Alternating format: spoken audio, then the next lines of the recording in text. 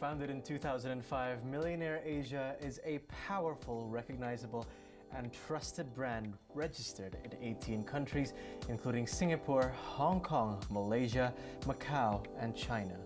The company is known as the bridge that connects high net worth individuals with brands in both the public and private sectors. Millionaireasia, with a growing database of 80,000 and a readership of 20,000, has a strong network of contacts spread across the region who enjoy the finer things in life. Joining us to talk about this company is the CEO himself, Mr. Peter Tan. Peter, thank you so much for joining us tonight. First of all, how are you doing? Good, great. Perfect. Okay, so can you tell us a little bit about the company? Yeah, the company was founded in 2005 as a magazine publication company and event organizer. So in April 2021, PTO Holding acquired 100% of the company. So we are only actually, in terms of business acumen in this area, it's only 2 years. When you talk about the in Asia at the moment, so how do you see development of the business situation in Asian countries today after the pandemic and amidst the war in Ukraine that has led to the current state of the global economy? I think, in my opinion, the worst is over, and the pandemic has taught us many lessons. Of course, the war is something that most of us are not able to control.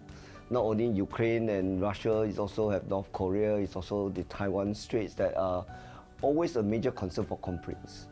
But I think we have to live with it and we got to think positive. Otherwise, we can't do anything, right? We're just waiting for war to happen, right?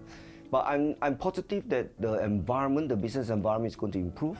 I'm very sure that Asia will grow. I see. And in your opinion, which of these factors, or what factors, if any, has the biggest impact on your business? I think the biggest impact during the pandemic is the lockdown where we got nowhere to interact, right? Because Millionaireasia function is to network, to grow business together, to learn and to share, and we don't meet. It's going to be very tough. So going through Zooms and other kind of internet meeting can present big challenge to us. And it's a blessing in disguise that because then the previous owner don't think that it's a sustainable business, but from our point of view, it is going to be a longer sustainable business. So it's like a contrarian view to when we bought over the company, we take a contrarian view that the company is going to grow after the pandemic. Yeah. Can you tell me the difference between how this company was previously managed before you acquired it, and how you have changed the way your company has been managed now after you have acquired it? I think the company main focus was always in publication of magazines and maybe a slight focus on events. And today we are still publishing our magazine. We are one of the oldest magazines that still print hard copy magazine. But over and above, we create network. So I'm proud to say that we are going to even extend to the GCC area. We have just fly to Oman to meet up with some of the key people. We have also signed MOU with them to look at 7 areas of improvement between the GCC group or maybe Oman in specific and Asia. So what is your business strategy going forward? I think important thing is always to connect using technology. We even think about very high tech using NFT coding to seal up private memberships, right? Because many of our members are rich and famous, and their identity is very important. So in future, our membership system will be even to an extent that we are all recognized by a number. We don't have to know your names, and then it's all tech, and then 100% privacy when we meet. So what business potential do you see in the future for Millionaireasia? Where do you see your next target to be? I think Millionaireasia should project even beyond Asia. But of course, to be conservative, we want to spend the next 3 to 5 years to solidify our position in Asia, opening up to even, I think China is a very big potential one when they open up. The Middle East area, we have great relationship with Middle East, and that will give us a good springboard to what we can do in the future. I see. Yeah. let's switch our focus a little bit to somewhere closer to home, well, my home apparently. So, do you see any business potential in Indonesia, especially for your company? Obviously, I do. That's why I come to Indonesia. Yeah, I think Indonesia is a big country with big populations, right? Looking at 250 to 260 millions, right? And it's always a theory of if you earn $1 for one Indonesian, that is 250 millions, right? So, and there are rich resources. And I think with the new political situation, it gives a lot of confidence for investors to come in. And I think it presents a lot of opportunity for company like us in Singapore who want to expand our business.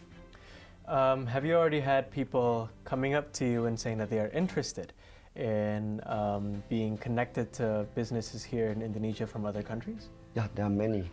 There are many countries because we have launched our event across in Malaysia, Indonesia, Vietnam, Thailand. These countries were always very interested to look at a country like Indonesia, which is so big, and they are always very interested to find out how to do business better in Indonesia. That's interesting. What kind of questions do they ask, really? I think it's usually about transparency. How could they effectively do the business here? What are the tax law? And how could they repatriate their profits? Because for businessmen, liquidity to us is very important. If we make money in one country, we must be able to effectively bring the money back, right? So repatriation of profit is very important for us. And the transparency of tax law and how does it improve and help businessmen. What do you see as the biggest challenge for investors coming into Indonesia? I think probably the biggest challenge is that maybe they do not really understand how the structure, the infrastructure of Indonesia. So I think there are very specialized schools who can help them. I came in because I also look for experts who can advise me on the law of Indonesia and how to do business. I believe that doing business is really understand the rule of engagement. I see. Okay, so let's zoom out a little bit. That's what you said about Indonesia. What about ASEAN countries? Are there interest from other Asian countries that you operate in to invest in ASEAN, and have they contacted you regarding it as well? Yeah, I think the other growing tiger in ASEAN will probably be Vietnam. The 100 millions of very hungry, very hardworking, and people with driven desire to improve, to grow the country. Yeah, that's my opinion to me. Yeah. Okay. Yeah. What potential do you see in Vietnam, for example? As I said, it's a very young force, and even our technology development, our website development, and NFT development all are housed in Vietnam. It's still relatively a cheap place to manage resources and manpower. I see. And we've heard that you are holding a Miss Millionaireasia contest to empower women influencers and entrepreneurs. First of all, why are you holding the event in Indonesia? We actually hold the event in Asia. Oh, in Asia, okay. But of course, we launch in the ASEAN country. The primary objective of this contest is to empower women. We really hope that in line with International Women's Week and in International Women's Day, we want to create a competition that women in Asia know their rights, and women in Asia are able to given opportunity. In line with United Nations 2015 social development goals, or we call it the sustainable development goals, where women are given opportunity to have education, well-being, and also the concept of no poverty, gender equality. I see.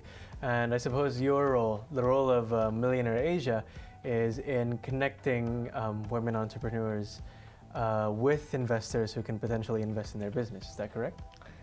Yes, with our database, when I took over as the CEO, we realized that 80% of our database are male, and only a small minority are female. So I want to, as a socially responsible company, I want to help the balance and create more opportunity for women. And that's why we decide to launch this event called MsMA Competition. It is not a pageant, it's about creating a place for women to voice their opinion and empower them, to help them to understand that they have a role to play in society, and if they are capable, they can take out equal opportunity, gender equality for them to succeed and to lead. And my final question to you, Peter, what is your forecast for business prospects for Asia in the coming years? I think Asia should grow, I think double digit in my opinion. We also want to look at possibility. A lot of people ask me after MsMA 2023, are we looking for empowering men, right? So we are in the process of thinking about it. Yeah, we want to launch product that will also empower men and women together, you know. That's very interesting. All right, thank you so much for the conversation, Mr. Peter. Thank you. All right, perfect. Thank you. And that was our conversation with Mr. Peter Tan, the CEO of MillionaireAsia. Very interesting conversation about business prospects in Asia and Mr. Tan's projects himself in MillionaireAsia, and as well as his campaign, the company's campaign to empower businesses in Asia as well as women in Asia as well. Thank you. Thank you.